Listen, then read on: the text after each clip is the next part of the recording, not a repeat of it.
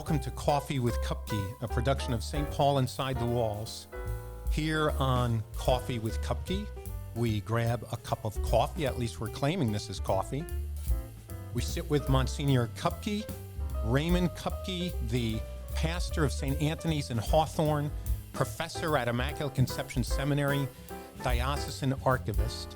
We sit with Monsignor Kupke to delve into the history of Catholicism in the Diocese of Paterson.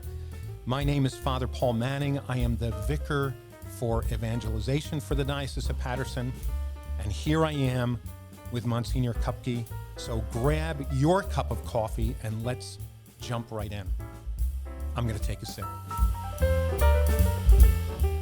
Good morning, Monsignor Kupke. Good morning, Father Paul. How are you? I am well. It's been a while since we did this. It is. And in fact, the last time we recorded, Pope Francis was gloriously reigning without any Pope issues. Leo was not even on the horizon. Right, and now we are a week maybe into Pope Leo. Is that right? I think a week yesterday. Yeah.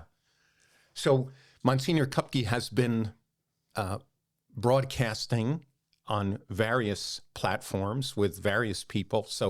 But this is my home base. Yeah, that's true. That's true. And his agent is here. But you've spoken a lot about Pope Leo. Is there anything that you haven't said about Pope Leo in broadcast that you could say? Anything you've learned since the last time you spoke about him? He's just a perfect choice. And why do you say that? Well, if you look at his resume, it's just outstanding. He's done everything there is to do. He's been a high school teacher, a parish priest, a missionary, a bishop, a seminary professor, a tribunal director. Yeah, that's right. He's got a background in canon law. A national provincial, and then a worldwide superior general of a religious order. Yeah. He's traveled into all these countries where they speaks 5 languages, can handle 2 others by, reading and writing. And you should know that Monsignor Kupke, on a broadcast with Bishop Kevin Sweeney, predicted that it would be Prevost if it were an American. Right. I said if they could get past the American thing, this is the perfect candidate. And apparently, listening to some of the American cardinals subsequently, the American thing was not as big a deal as the Americans thought it was. Yeah. And I don't know if it's accurate, but I read somewhere that Cardinal Dolan said he didn't really think of him as an American cardinal. No, because he's been out of the country so often, between being in Rome as superior of the Augustinians and then being in Peru as a missionary bishop. Yeah. He's not. But that I think played into his advantage in the sense that he had the backing, as one cardinal said, of all the Americans, North and South. Yes. And that's a big block. This cardinal just kind of said, there's a lot of them when they all get together. Yeah, yeah. So the other thing I think is that the other strong candidate, Cardinal Parolin, has absolutely no pastoral experience at all. Yeah, yeah. So when you stack up lifetime in bureaucracy versus the resume of Pope Leo. Yeah, yeah. Now, I think I read this morning that he's going to move back into the Apostolic Palace. Did you hear that? I suspected that. I always thought that was going to be a Francis thing. I thought to myself, it must complicate life considerably at Casa Santa Marta, security and day-to-day operations. You have to work around the Pope. And also, I don't think most people realize that while he slept and ate in Santa Marta, he worked in the Apostolic Palace. Okay. Because all the communication, he would leave Santa Marta in the morning, go across the courtyard, and spend the rest of the day in the palace. Yeah, yeah. It makes a lot of sense in a lot of ways. I thought he might even create a little Augustinian community there, maybe some Augustinian brothers or something. Maybe he will. Yeah.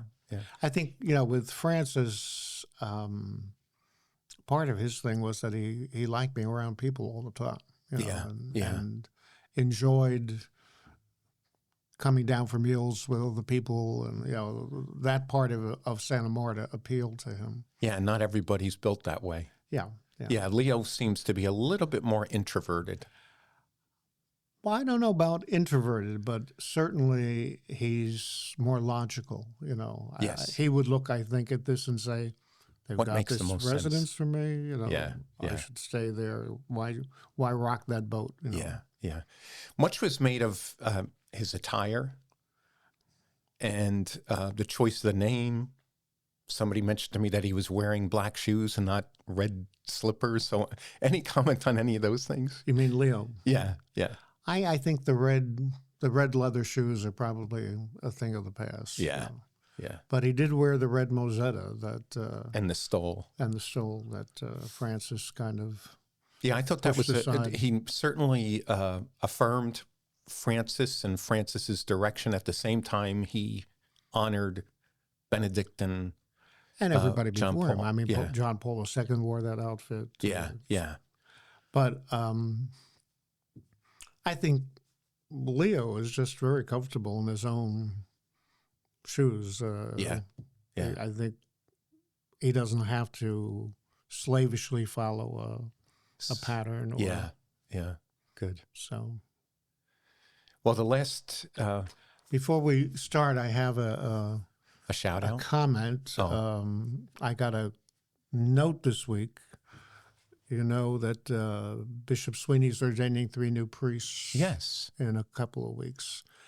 So one of the ordinandi elects contacted me, Deacon Brendan Harfman, and he sent you and I a nice little note thanking us for how much he's learned about, quote, this beautiful diocese by listening to our podcasts. Wow, that's very nice. Yeah. We wish him well, he and his comrades, but also happy to have been able to assist him in his transition to Paterson. Yes, for sure. I've heard from a couple of folks as well, that I wish I could remember the last comment, but people are watching and are learning a lot. Yeah. When we... Good, bad, and ugly. Yeah, that's right. Living stones and what lies under the stones.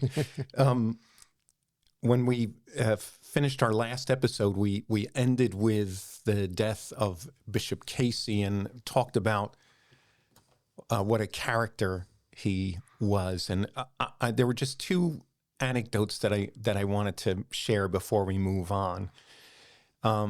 One was his work with the pastoral council. So Casey was, it seems to me, very much about involving and empowering lay people. But you mentioned in your book that in one moment of weakness, he said something about, when I work with the pastoral council, I get more confused. Yes. Do you remember? Yeah. So Casey was intent on implementing Vatican II. Yeah. And everything that meant. But it didn't mean that every detail of that implementation actually gelled with his experience. Yeah. So, it was funny that way. And he had the perfect, he became a diocesan bishop just as the council ended. So he had this perfect decade-long run to kind of implement that in a diocese. Yeah, I had it in the note that he really was the bridge between what was and the church after Vatican II.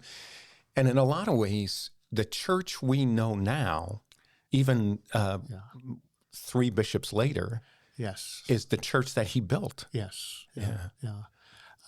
He himself would say that he was converted at the council, and embraced it rather thoroughly. And so when he landed in Paterson, he was ready to roll. Yeah. And found a group of younger clergy not unlike Bishop Sweeney, I think, Yeah. that, Present company accepted. right, who were talented and capable and were ready to Yeah. help extend his vision. Yeah.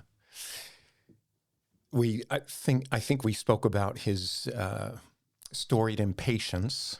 Right? Yes. He was really impatient and started things early and wouldn't wait for things. No. But there's one great anecdote. I think it was at a profession with the sisters where they were supposed to be a sprinkling, and they couldn't find the holy water. Right. Well, he had started 10 minutes early. So he, the nuns making solemn profession, this was final vows. Yeah. They were all gathered in a room, and he was supposed to meet them there. There was a little prayer and then sprinkled in the holy water, and then the procession started. But he got there 10 minutes early and looked at his watch and said, all right, let's go. And, bells were ringing all over the place, summoning people because nobody was there. Well, the great line you have in the book is he looks at the sisters and the holy water isn't there, and he says, consider yourself sprinkled. Yes, and off we went. Yeah. So Father Joe Good, at one point was his driver. When he first got to Paterson, I guess, Joe was his acting secretary. And he tells a story about, driving him from Durham Avenue down to the old Chancery on DeGrasse Street, and that Casey had every light timed. And he said by the time we would get there, I'd be exhausted because he'd be pushing. If you drive faster, we could make that light up there. And wow, that was him. Yeah. Well, you end chapter 9 with 5 portraits of significant individuals, and I just am curious. Do you remember why you decided to end chapter 9 that way, and how you singled out those 5? Well, when I was writing the book, many of these people were still alive, and it seemed to me that it would be a good place to highlight the ways in which individuals in the diocese, not just the bishop or the structure, but were implementing and extending the council. Some of the talent that that Casey had to work with. Yes. And as the post-conciliar church was developing on the ground. Yes. These people, it just struck me, would be 5 interesting, vignettes of how that was actually being lived out. Yeah. A number of them received the papal award, Pro Ecclesia Et Pontifice, yeah. And then one of them received the Benemerente. Yes. So tell us a little bit about those honors. Basically, they're honors given to lay people, and the Pro Ecclesia is not a knighthood. There are levels. The Knights of Saint Sylvester or Saint Gregory, rather, but this is more of an honor given to somebody who is exceptional on the parish level or the diocesan level, rather than like the an universal international church. Yeah. And so the Pro Ecclesia et Pontifice, right? That's it's a yellow and white ribbon, and from it hangs a bronze medallion with the coat of arms of the current pope on one side, and usually Peter and Paul on the other side. So that literally means for the church and the pontiff. Right. And then the Benemerente. Benemerente just means good job. Okay, good. So the first... it's like the gold star in kindergarten. Yeah. The first person that you mention is Father John Forrest Lovner. Yeah. Lovner? Loviner. Yeah. Loviner. It's pronounced both ways. So Father John Forrest was... John Forrest is one of the Franciscan English martyrs. Oh, okay. And so he took that name. Yeah. Okay. And the things that he did were to start the St. Anthony's Guild. He was involved in the publication of the New American Bible. St. Anthony's Guild in its heyday was really, in some ways, was something that helped to put the diocese on the map. It operated originally out of some old mills near St. Bonaventure's in Paterson. Okay, and the Franciscans were staffing Bonaventure's. Staffed it. It was very much his baby, and it just kept expanding. Like at one point, they were selling vestments, selling books, but they also became a publishing house. What did they start as? The St. Anthony Messenger. Oh, yeah. And appeals, kind of a informative but also fundraising magazine of the Friars Minor. Got it. In the United States. And then it just, under John Forrest, he was one of those people that, had a lot of ideas and a lot of energy and a lot of connections, and this just kind of blossomed.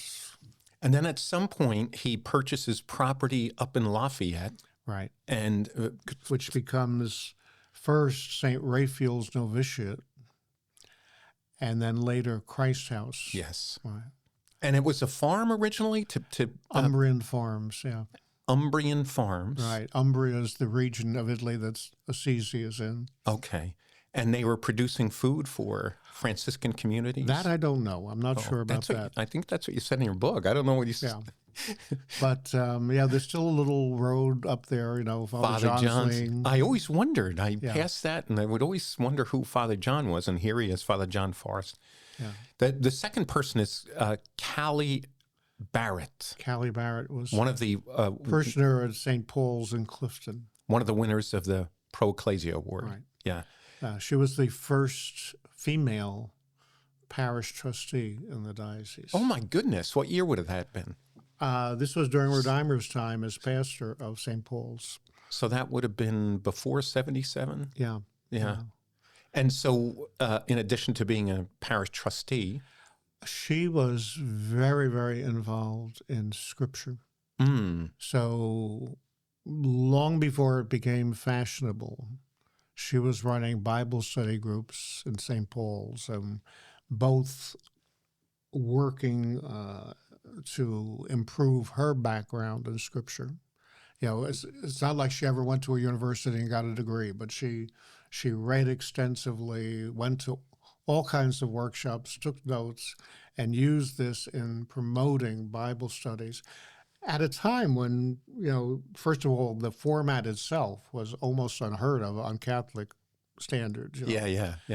But also at a time when women didn't do this. Yes. So she was very much a pioneer. Her daughter later became the director of the Father English Center. Okay. Yeah. I feel like my mother had contact with her and spoke highly of her. Would she have been involved in the Diocesan Council of Catholic Women? The Diocesan Council of Catholic Women, yeah. Yeah. And, as time went on, as a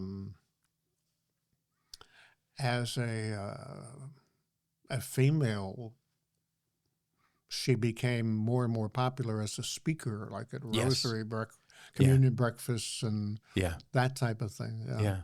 She was quite the character. And she died in, I want to say, do I remember 86? Does that sound Something right? like that, yeah. The next person that you mention is Sister Anne Jean Regan? Regan? Yeah. Which one? Regan or Reagan? One of the above. Okay. And she's a sister of charity. Right. And she worked with Bishop Casey, I guess, or at the time that Casey was around. Yeah. St. Joseph's Hospital in Paterson, which is an enormous operation today. Yes. It's hard to remember that as late as the 70s, there were 3 hospitals in the city of Paterson. St. Mary's? No, not in the diocese, just in the city of Paterson. Oh, okay. There was Paterson General, St. Joseph's, and I forget the Jewish hospital. Oh, yeah. So St. Joseph's was the only one that stayed in the city. It remained intact, partly because of the commitment to the poor. Well, you say that her I don't know if this was her motto, but it was to serve the sick poor somehow. Yeah. But the hospital has been serviced over the course of a century and a quarter by some outstanding sisters of charity. You know, Yes, these are women who could have run a corporation for sure. on Wall Yeah. Street. You know, Yeah. they had the ability and the foresight and everything else, but they were religious women, and so Committed this to got that. channeled into Yes. St. Joseph's Hospital. So she and Casey, you know, were on the same page, and You say he called her Mrs. Paterson Mrs. Paterson, because of her her dedication. omnivorous knowledge of you know, of the public sector in Paterson, where you find the money to Yeah, build who an can give it addition to on you? the Yeah. both in terms of government funding, but also Who to tap. who to tap, where to tap.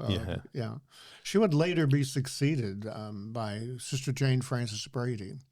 You know, but if you look in the hospital's history, there's been a couple of them in a row that, you know, just gave their lives and their considerable talent. Yeah. And It's a compliment to whoever was responsible for the community that they were tapping these people. They were seeing their gifts and putting them in the right place. And then, you know, which is an interesting commentary on the question of, you know, longevity in a place. You know, they let them stay long enough to actually to have big effect. Yeah. Today, if you go to St. Joe's Hospital, it's hard to find the original cornerstone because they've built so many additions. And, you know, and part of that, a good deal of that, is her responsibility. Yeah. We're going to push ahead. I want to, and our episode may go a little longer because I want to get in these last two characters. Then the next one you mentioned is Monsignor William Wall. Right. And so what do you need to tell us about him? He's a Massachusetts native originally. Yeah. Not easy to fit into a parish setting. But then one day, somehow, he becomes connected to what was then known as the Mount Carmel Guild, which was the diocesan social service outreach in Paterson. And, you know, overnight, this becomes straight and narrow. Yes. And just much like the other two in terms of building an empire, if you will, you know, this becomes a social service, drug treatment, alcohol treatment. It just becomes an enormous operation, you know, a major player, not only in the diocese, but in the city of Paterson. Yeah.